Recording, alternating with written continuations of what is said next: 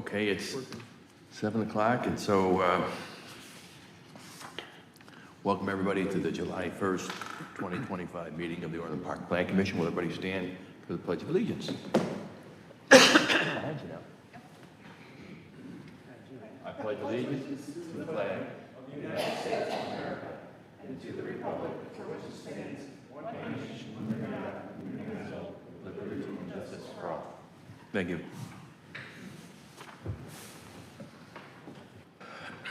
We'll start with our roll call.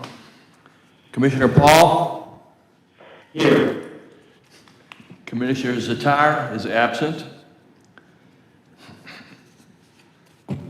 Commissioner Zamparelli? Here. Commissioner Nugent? Here. Commissioner Schuessler? Here. And Commissioner Sanchez? Here. And Chairman Parisi? Here. Thank you. Okay. We've all received a copy of the minutes of the June 3rd, 2025 meeting. We've had a chance to review them. So I'd entertain a motion. Mr. Chairman, Commissioner Schuessler. move the meeting minutes of Tuesday, June 3rd, 2025 be approved as presented. Second. Motion made by Commissioner Schuessler, seconded by Commissioner Zamparelli. All in favor? Aye. I abstain. Commissioner Sanchez abstained. He wasn't here at the last meeting. Okay. I move that we open public hearings with public hearing number 2025-0469, Lorenz Residence Variation for a Single-Family Residence, 11300 151st Street. I move that we open public hearing. Second. Second by Commissioner Zamparelli. All in favor? Aye. Thank you all. So, staff? Oh, the petitioner goes first. That's right. Apologize. In receipt of your letter, I'm assuming you're Mr. Stanek? Lorenz. Oh, you're Mr. Lorenz? You're the homeowner? Yes. Okay. So good evening. I'm John Lorenz, my wife Kara, who had to I get it. exit early. Both of us grew up in the area. I'm Frankfurt, she's Orland Park. Both of us hope to raise our family here as well. We purchased this property back in September of 2024 with the hopes of put this addition on and make it our forever home. We have 3 little boys under the age of 4, so this addition will help meet the needs of our growing family, one of which is to put the master bedroom on the same floor as our 3 little boys. As of now, we have not been able to live in the home, so we are very anxious to move forward and get our children into the home. The specific shape of the property, along with the presence of a creek running along the entire rear of the land, make the proposed spot the only area we have to expand the house to meet our family's needs. We are seeking relief from the current LDC requirements due to this lot being such a unique shape. As Carrie will show as well, we had our architect update plans. We are going to have the retaining wall built into the garage wall. Although it's a little more costly, one of the reasons we bought the home is because of the trees in the surrounding area, and this will help preserve more of the area and the trees on our property. Thank you for your time and consideration tonight. Which wall would that retaining wall be built? West. The west side? Yes. Okay, that's where the setback is. Correct. Okay, thank you. Thank you. Staff? Not. All right. I respectfully ask the report be entered into the record as written and as presented. As covered before, address is 11300 151st Street. It was recently rezoned to R3 residential, and it's in the Orland Grove Planning District. And it's also, the comprehensive plan calls for this area to be both open space and single-family residential. The petitioner is seeking approval of a variance to reduce the minimum required side yard setback from 20 feet to 10.7 feet to allow an addition to be constructed on the existing family home. This is the comprehensive plan. So primarily this area is residential, but with the Spring Creek flowing through, there is some open space expectations as well. The zoning map here, the E1, this property was previously zoned E1, which you recently rezoned it to R3. The side yard setback for E1 is 25 feet, but the R3, so we are looking to, the petitioner was looking to reduce the side yard setback. We settled on R3 as the recommendation and as you recommended to the board, because it's contiguous with the R3 zoning across the street to the south. As noted by the petitioner, this is an irregularly shaped lot with Spring Creek running along the north and east of the property. Oh, I'm pointing, but you can't see it. Okay. So the minimum front yard setback's 40 feet. The existing side yard setback along the west side of the property between the existing point of the house, since the garage is rotated slightly, is 13.4 feet, so it's already not in compliance with the side yard setback, and the proposed setback is 10.7 feet. As shown here, and again, I'm pointing and you can't see it.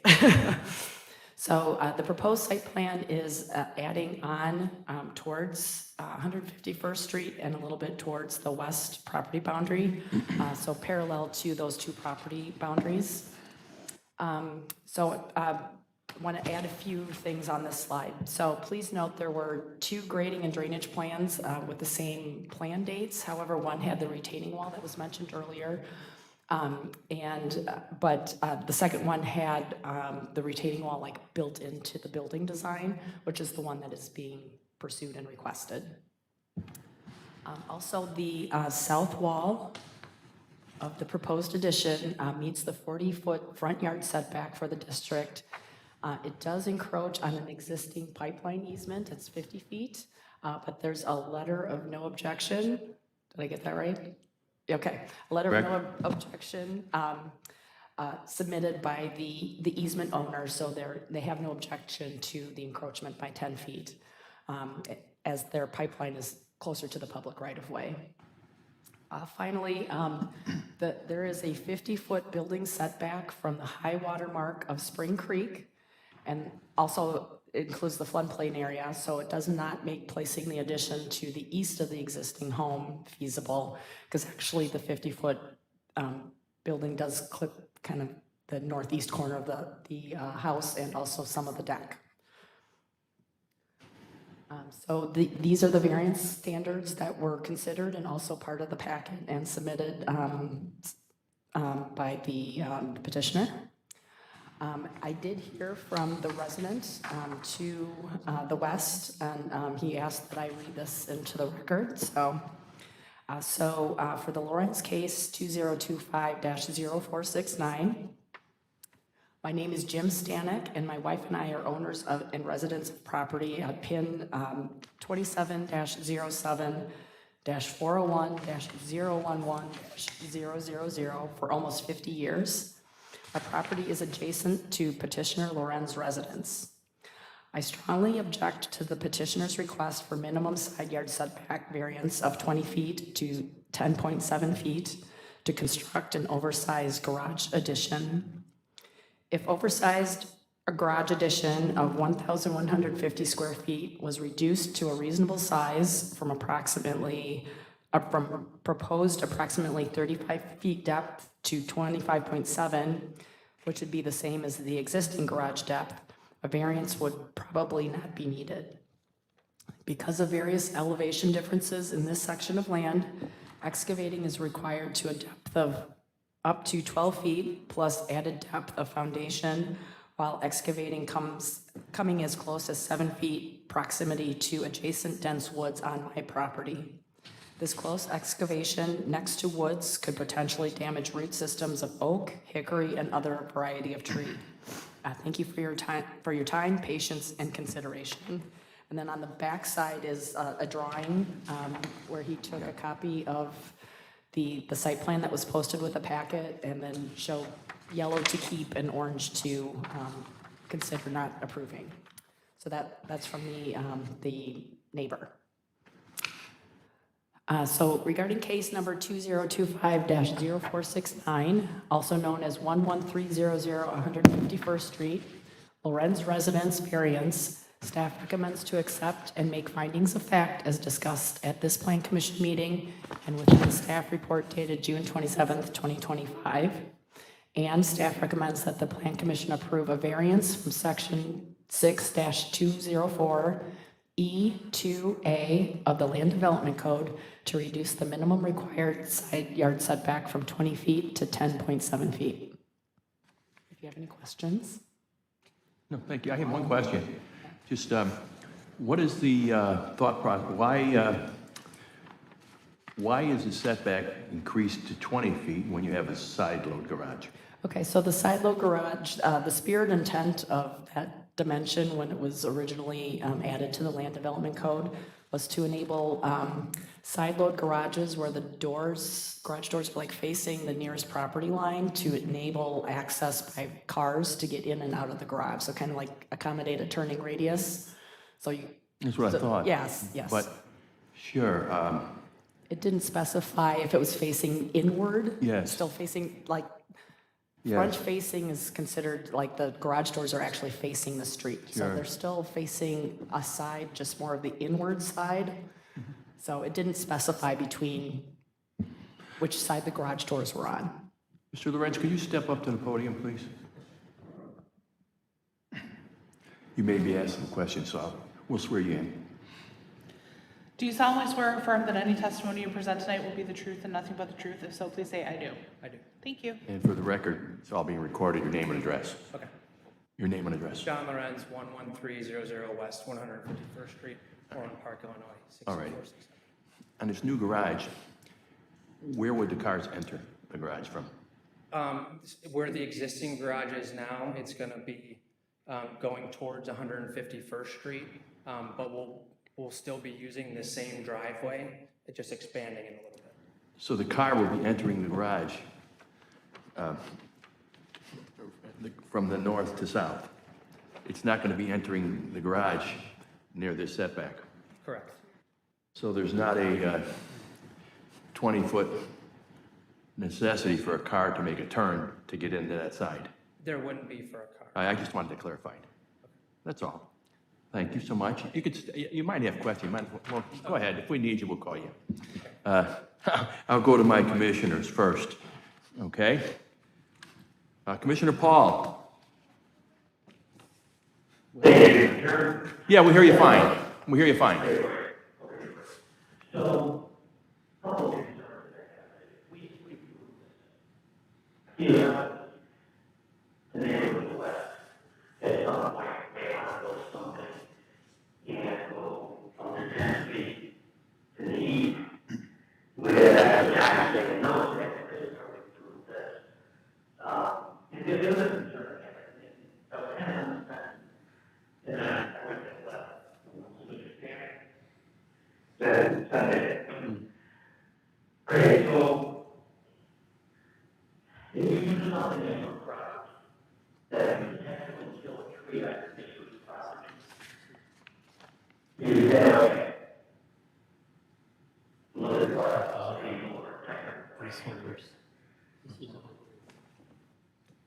I don't know what it means by okay. Commissioner Paul, I don't really know what okay means. Is that okay? Because there's code requirements, there's village requirements, and then there's like legal liability. So, but generally, if you don't encroach onto your neighbor's property, you can do things on your property as long as it's not like an overhanging. So if a tree is fully placed on someone else's property, but it overhangs yours, there might be issues if you trim the branches that are overhanging your property or something to that effect. But disturbance of root systems is not generally prohibitive of property activity on a neighboring property. Okay, John?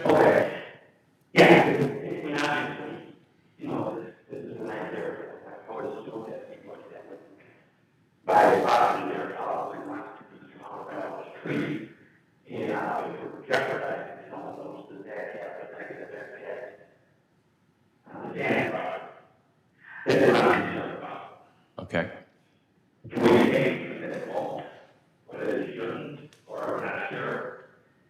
we what? I don't know what he's asking. I'm not sure, what are you asking? Can't we what?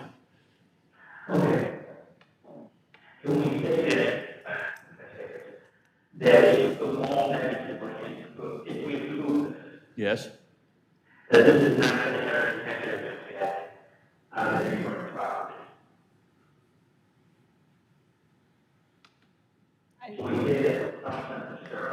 What? I don't know how you would. How do you define a I don't know how negative you would impact? really define that. I mean, we have to either allow or prohibit specific behaviors, versus.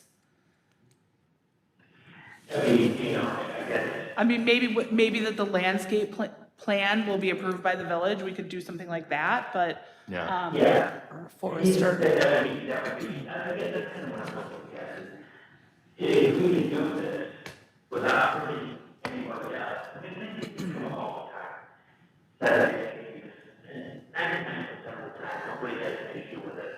Sure.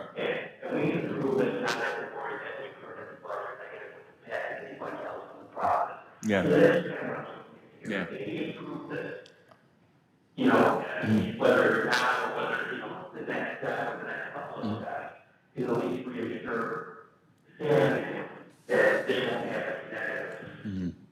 Well, as you can see, John, the setback area faces a forested area, a wooded area. So it won't be the negative impact of sight view, for instance. We're not taking down the forest or anything like that. You're still.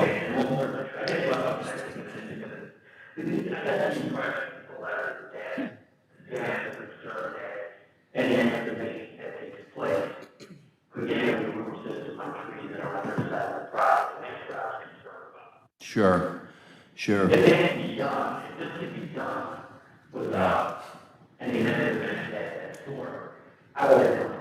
Sure.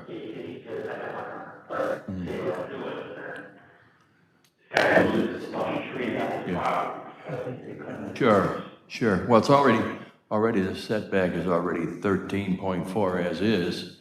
So I don't know that an extra 6 feet is going to destroy any root system. But I appreciate your comments, John. Thank you.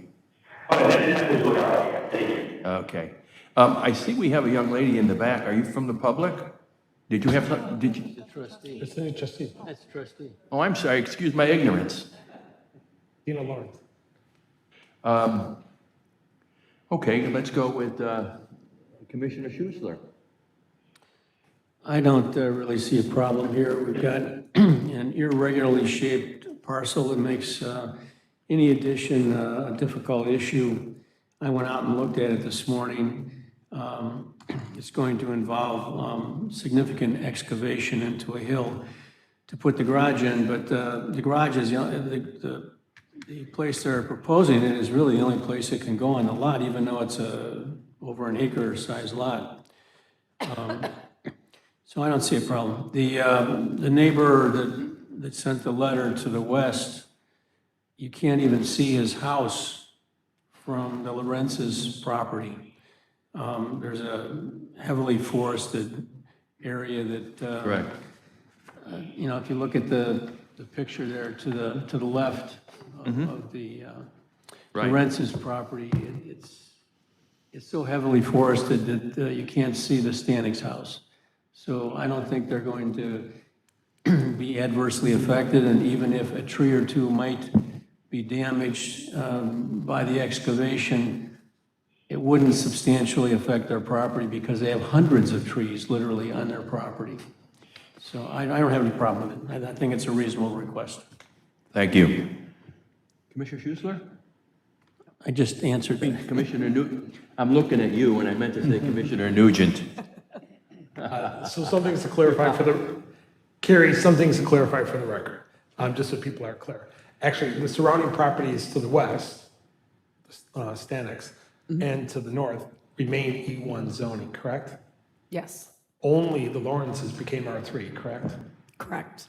So actually, those adjoining properties have a greater setback standard, the E1 standard, correct? Yes, they're bigger. So standard. actually, Mr. Stanek and his wife would be limited what they could do in those first 20 feet. And either yourself, engineering, or Mr. Lawrence, doesn't 151st continue on an upward incline as you go westbound towards Wilcook Road? Yes. So, and the trees he's talking about are oaks and maple. The reason why we call oaks and maple hardwood is because they are hardwood. They take forever, and it takes a lot to disrupt an oak and a maple, but they go deep. So he's already higher. Now, it's possible his root system is all over by Mr. Lorenz's garage. It's Mr. Lorenz's property. So, but a couple things that, just to clarify, you're converting your attached garage so that you can have a master bedroom, correct? It's assumed, but it wasn't stated, right? You have a garage. It's not that you're deficient of a garage.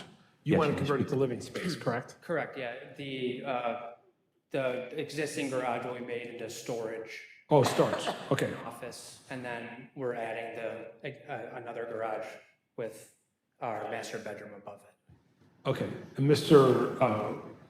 Stanek Danny. was inferring that the 1,000 square feet, is it 1,000 in one level, so it's a 2,000 square foot addition? Is the addition 2,000 square feet total? I believe it's the same footprint on the second floor as well. So it is gonna be 1,000 feet. So it is a rather large garage, right? Like Mr. Stanek's pointing out? I'm not an expert, but we tried, Like 3.5 or something? we tried to make it reasonable. Okay, so I'm cool with that. And this retaining wall, how much, you have a retaining wall now with the existing garage, correct? Took it down. On the drawing, it says it's retaining wall? I would assume so, but I'm not positive. He took it down when I was there this morning. It showed part of the retaining wall has been removed, Okay. where the bricks were removed there. Where you where That you- must have just been in preparation for the. Yeah, I So mean, for the garage, how far into the ground does he need to do to substantiate that retaining wall?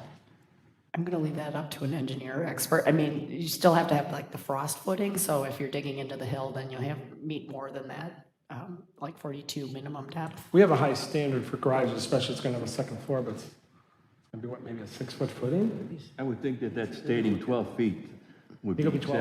excessive. he's going to ask. You think it'd be as much as 12 feet down? That's excessive. We're not going into a basement. We're just going onto level land. They didn't provide a retaining wall detail because they took that retaining wall out, so. But so for the addition, to be properly supported, he's gotta go down into the ground 6 to 12 feet? About so, right? Okay, so if there are any roots there, they're gonna come out. Okay. And, Just And have that- some footings. yeah, because it's living space above it, okay, I'm good on that. But if you look at it from Google Earth or from the maps and all that, it'll actually have an easier access to the garage. So the fact that it's a side load is the right way to do it.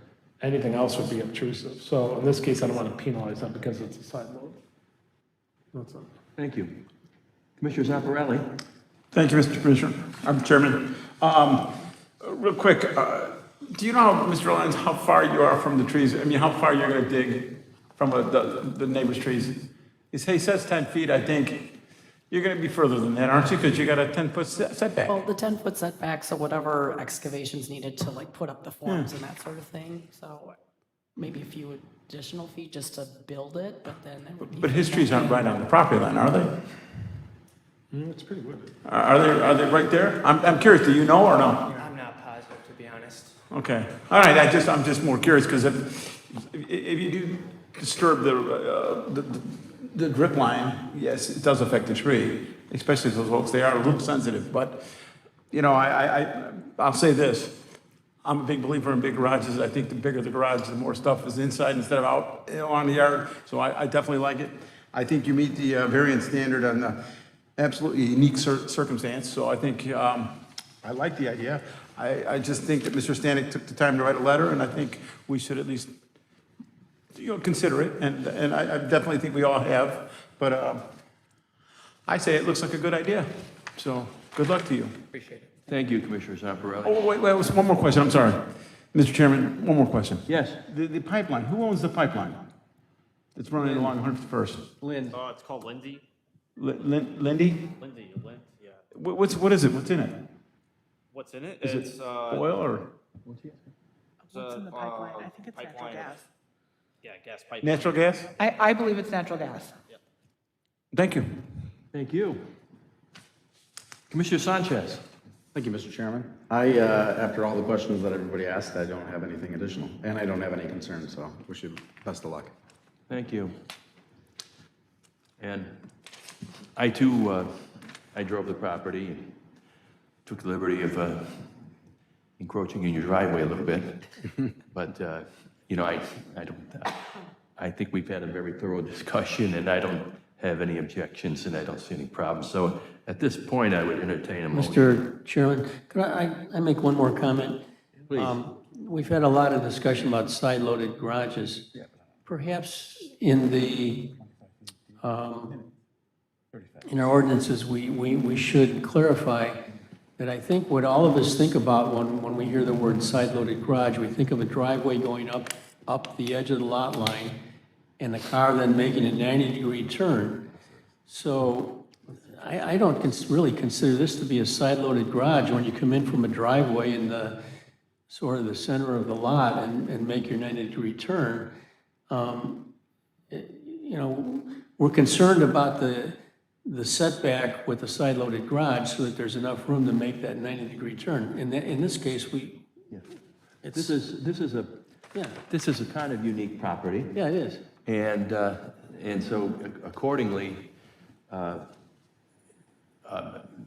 sure this is why our staff and development department recommended that we approve this variance. Well, I'm just saying, I wonder if we need to clarify that a side-loaded garage is a garage that empties onto a lot line, you know, similar, close to the lot line, not where the garage empties out to the middle of the lot. Yeah, we can take a look at our code. Yeah, I just, Sure, okay. Say side load garage is mentioned roughly 9 times in our, like in the various Sure. residential districts. Sure. And it's basically, though it's not specifically in our definitions, side load is like a garage that doesn't have the garage doors facing the street. Correct. So it's, no, technically, this is Power a side-loaded deduction. garage, even though there's no Yeah. need for the, Looking at it, I would think this fits the description of a side-load garage. You know, this, so I wouldn't mess with it. I think it's just, this is a unique situation, you know? all right. Thank you. Thank you. If that's clarified, then I have a motion here, Mr. Chairman. Could I reiterate, could I have one more opportunity? Commissioner Nugent. So I just wanted to clarify too, I meant to say it before, and this isn't necessarily just about you, Mr. Lawrence. We always have to look at precedent, and in this side of town, a detached garage is almost unheard of. And it would only be like this, a pre-existing. And R3 districts elsewhere in town are pretty much post like 1985. So they have attached garages, and they pretty much have already taken advantage of setbacks. The only type of neighborhoods where we'd have to look for precedent would be like Fairway, Orland Hills of Orland Park. And those people couldn't even put in a side load, and they could barely even attach a garage to the front. So I just wanted to clarify that when we always get concerned about precedent, that we're This not is a really, unique situation. there's no precedent that somebody No. else down the road can appeal to. Agreed. Mr. Chairman, Please. there's really no precedent because of the size of the lot. Sure. Did you, Regarding case number 2025-04869, also known as 11300 151st Street, Lawrence Residence variance, I move to approve the staff recommended action as presented in the staff report to this plan commission for this case. Second? motion by Commissioner Schussler, seconded by Commissioner Zamparelli. We'll take a roll on this.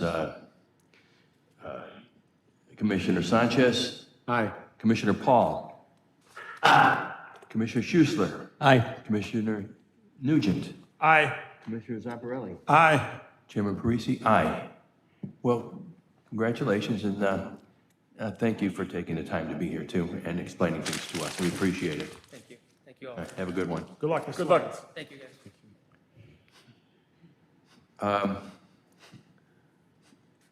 Any new business from any of my fellow commissioners? In which case, well, first of all, I'll make a motion that we close public hearings. Second. Seconded by Commissioner Schussler. All in favor? Aye. Okay, public hearings are closed. I move that we adjourn at 7:30 PM. Second. Seconded by Commissioner Schuster. All in favor? Aye. Aye. Aye. Aye. Okay, thank you so much. Everybody have a good evening.